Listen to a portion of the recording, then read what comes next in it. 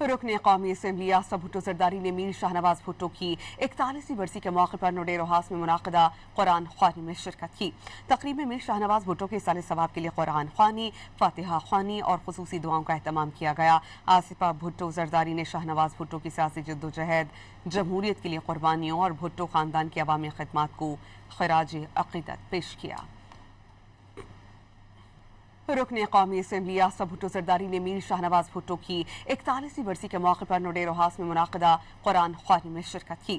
तकरीब में मीर शाहनवाज भुट्टो के साले सवाब के लिए कुरान ख्वानी, फातिहा ख्वानी और खुसूसी दुआओं का एहतमाम किया गया। आसिफा भुट्टो जरदारी ने शाहनवाज भुट्टो की सियासी जद्दोजहद, जमहूरियत के लिए कुर्बानियों और भुट्टो खानदान की अवामी खिदमत को खराज अक़ीदत पेश किया।